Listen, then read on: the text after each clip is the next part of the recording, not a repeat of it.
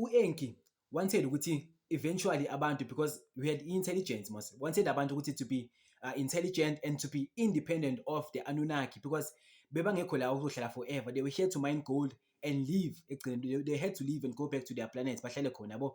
So u-Enki wanted ukuthi after they departed, abantu should be independent and bakwazi ukuziphilela normally nje, bangasabi dependent on the Anunnaki yabo.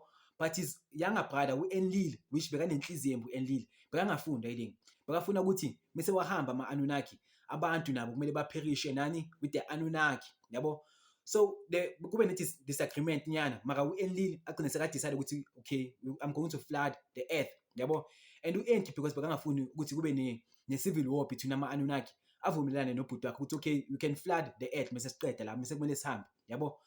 Baka u-Enki ayenzeni, okay, u-Enlil athi uzo-introduce ngithi i-flood, to flood the earth yabo. Then u-Enki abhile ikebhe ukuthi abantu bazokwazi ukuhlala kuzo le kebhe lezi. U-Enlil mekayenzani meka-flood the earth, yangithola. So obvious, if i-earth bezoflooda after maybe 10,000 years after ama-floods, life would have went back to normal for ezinye iy'lwane, because iy'lwane vele zakwazi like azikho artificial, azikho dependent on the Anunnaki to exist. It's only us, Homo sapiens, which were dependent on the Anunnaki.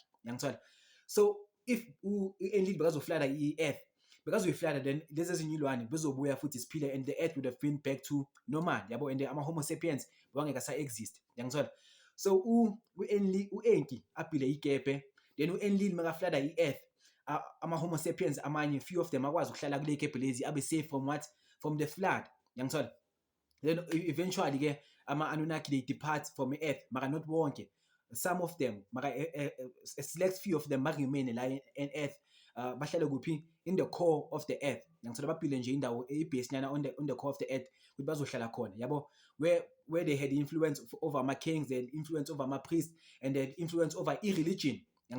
Then kwaba thina ke khona ama-Homo sapiens asakwazi ukuhlala siqhubeke siphile as normal.